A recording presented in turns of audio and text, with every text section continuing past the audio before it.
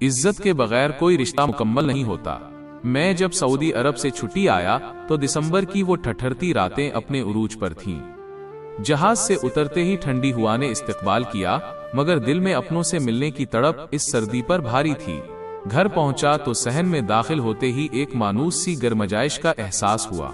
कमरे की खिड़की से नजर आया कि अम्मा, बहनें और भाई हीटर के गिर्द बैठे कहके लगा रहे थे। सबके हाथों में गर्म चाय के कप थे और जिस्मों पर भारी कंबल। वो मंजर किसी खूबसूरत फैमिली फोटो जैसा था, जहां सर्दी का गुजर मुमकिन ना था। मगर तस्वीर का दूसरा रुख बावर्ची खाने के अंधेरे में छुपा था। मेरी नजर बावर्ची खाने की तरफ गई तो जैसे सीने में किसी ने बर्फ की सिल रख दी हो। मेरी बीवी, जो कल तक मेरे ख्वाबों की शहजादी थी, आज एक पुराना सा स्वेटर पहने नलके के नीचे हाथ रखे खड़ी थी। पानी इतना ठंडा था कि बर्तनों से उठती भाप जम रही थी। उसके हाथ सुर्खी से काले पड़ चुके थे, उंगलियां सोजन की वजह से मुड़ नहीं रही थीं, मगर वो मशीनी अंदाज में बर्तन मांझे जा रही थी। एक तरफ चूल्हे पर सालन पक रहा था और दूसरी तरफ वो दौड़ दौड़कर सबकी फरमाइशें पूरी कर रही थी। ये मंजर देखकर मेरी परदेस की सारी थकन एक बोझ बन गई। मैंने सोचा, क्या मैंने इसलिए रेगिस्तानों की धूप तपाई थी कि मेरी शरीकी हयात यहाँ बर्फ में ठठरती रहे? मैंने जब्त किया और अम्मा के पास जाकर धीमे लहजे में कहा, अम्मा, माशाल्लाह बहनें अब जवान हैं, भाई भी समझदार है। क्या ये मुमकिन नहीं कि थोड़ा हाथ बटा लिया जाए? वो अकेली कब तक मशीन की तरह चलेगी?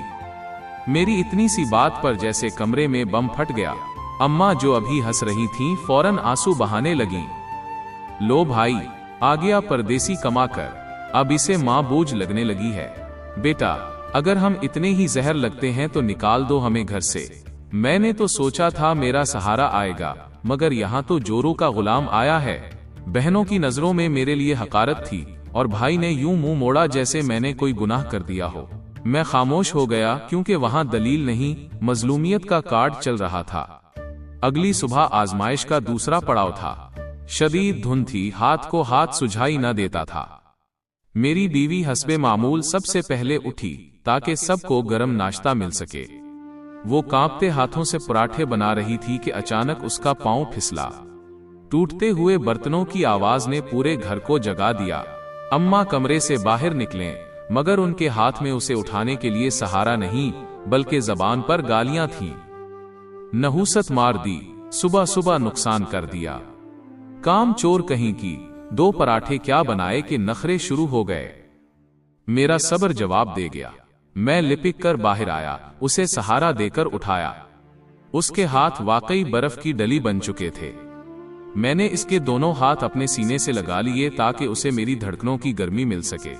वो रोते हुए सरगोशी करने लगी, आप अंदर जाएं, मैं ठीक हूँ। प्लीज अम्मा को कुछ न कहना, वो गुस्से की तेज हैं, पर दिल की बुरी नहीं है। उसकी उस बात ने मेरा दिल पाश पाश कर दिया। जो औरत तजलील सहकर भी रिश्तों को बचाने की फिक्र में थी, उसे मैं तन्हा कैसे छोड़ सकता था।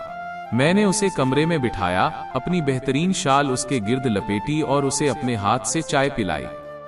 फिर मैं अम्मा के सामने जा खड़ा हुआ।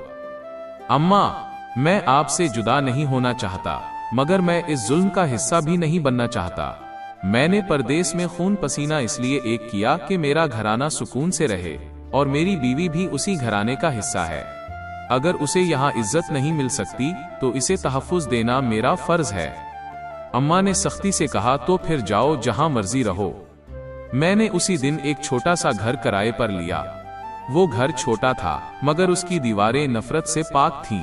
पहली रात जब मैंने हीटर जलाया और अपनी बीवी के सामने गरम खाना रखा तो वो फूट फूट कर रो दी। ये सब सच है? क्या अब मुझे बर्तन धोते हुए गालियां नहीं सुननी पड़ेंगी? मैंने उसके आंसू पूछे, अब तुम्हें सिर्फ मोहब्बत मिलेगी। वक्त गुजरता गया, मैंने अम्मा से नाता नहीं तोड़ा। मैं रोज वहां जाता, उनके पांव दबाता, दवा और राशन ला कर देता। शुरू में वो नाराज रहे, लेकिन जब उन्होंने देखा कि मैं दूर रहकर भी उनका वफादार हूं, तो उनके दिल की बर्फ पिघलने लगी। उन्हें एहसास हुआ कि बहू के काम करने से घर नहीं चलता था, बल्कि उसकी खामोश कुर्बानी से घर बसा हुआ था।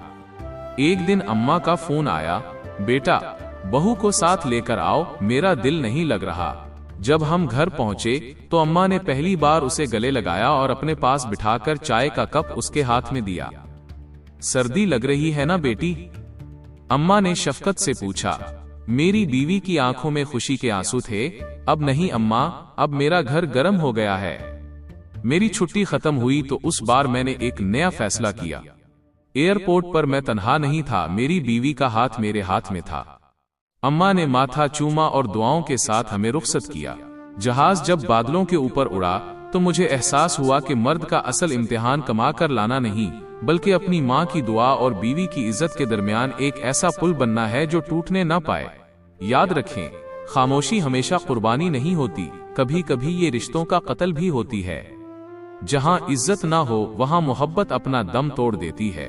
अगर ये कहानी आपके दिल को छू गई हो तो उसे दूसरों के साथ शेयर करें ताकि किसी और घर में भी इज्जत का सूरज तुलू हो सके।